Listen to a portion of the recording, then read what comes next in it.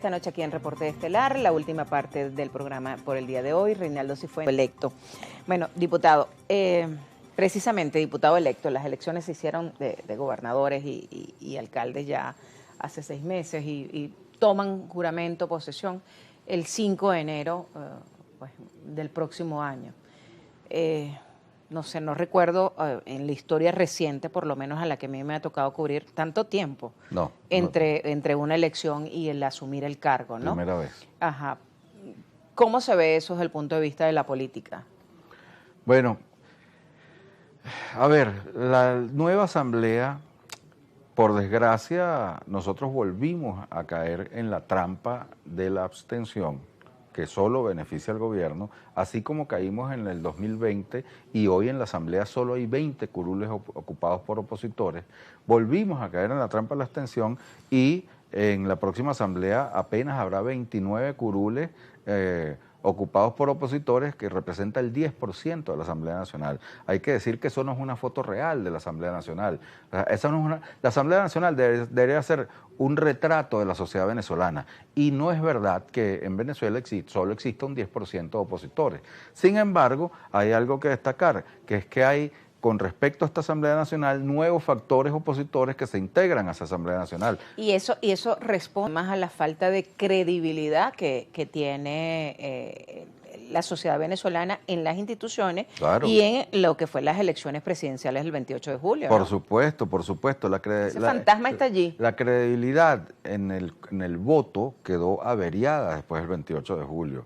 Pero además el Consejo Nacional Electoral, y esto hay que decirlo por la calle del medio, no ha hecho nada para recuperar esa credibilidad. Desde las elecciones del 28 de julio para acá, no existen resultados publicados en la página del Consejo Nacional Electoral, no existen los resultados publicados de las elecciones de gobernadores y diputados de la Asamblea Nacional y Consejo Legislativo, ni tampoco existen los resultados publicados de la elección de alcaldes y concejales. Uno ha tenido, bueno, que buscar por ahí en las juntas municipales los numeritos, entonces, bueno, y entre los partidos ponernos a tal municipio y recogerlos del otro, pero digamos, ha sido un proceso y eso no opera en favor de la credibilidad. Entonces, ¿y qué significa eso para la política, pues para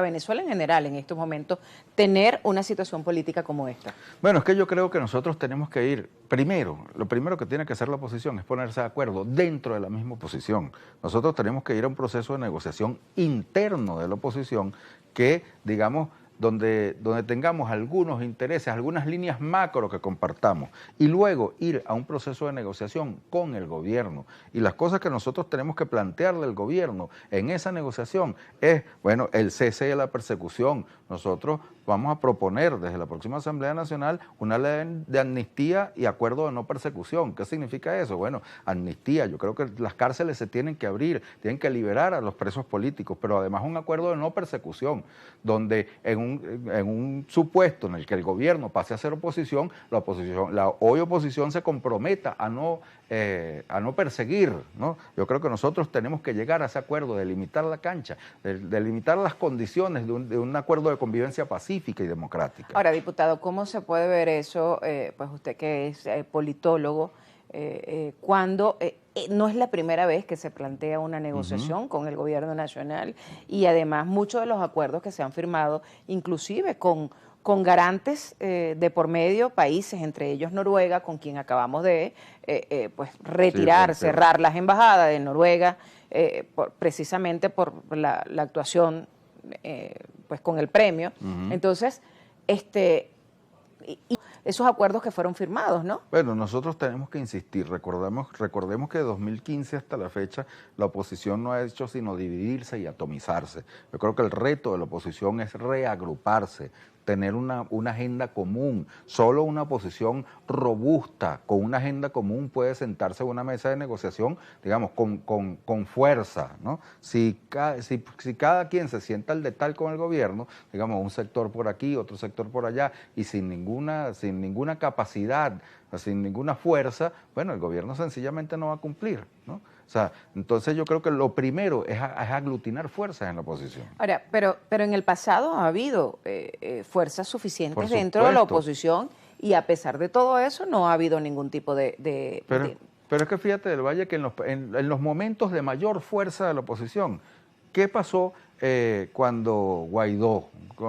y bueno, y que existía aquel fervor y aquella efervescencia en la sociedad venezolana por Guaidó, y bueno, Guaidó llenaba avenidas, las avenidas más grandes de Venezuela simultáneamente el mismo día? Y bueno, ¿y cuál fue la consigna de lo que se llamó el gobierno interino? Con la dictadura no se negocia. Bueno, y en ese momento era que tú tenías que negociar. En ese momento que tú tenías fuerza para negociar, era que tenías que negociar. Bueno, ¿qué dijeron? No, con dictadura, con nosotros no vamos a negociar con la dictadura. O sea, los extremos no son buenos en ninguna parte. Exactamente. Entonces, bueno, ¿cuándo decidieron negociar? Cuando ya no tenían fuerza. Bueno, y el gobierno es experto en el timing político, y eso hay que decirlo. O sea, el gobierno es experto esperando el momento preciso para hacer la jugada. Bueno, de todas maneras nosotros estaremos bien pendientes de todo lo que va a ser el desenvolvimiento de esta situación política y de todo lo que, cómo se está moviendo, porque bueno, hay muchos factores que sabemos, ¿no? Y esperando además las propuestas que tienen los diputados electos a la Asamblea Nacional, que se instala entonces el 5 de enero. Muchísimas gracias, diputado, por habernos acompañado. A ti, un placer. A ustedes también, agradecidos por su sintonía. Pasen feliz noche, queden en compañía de Noticias Globovisión.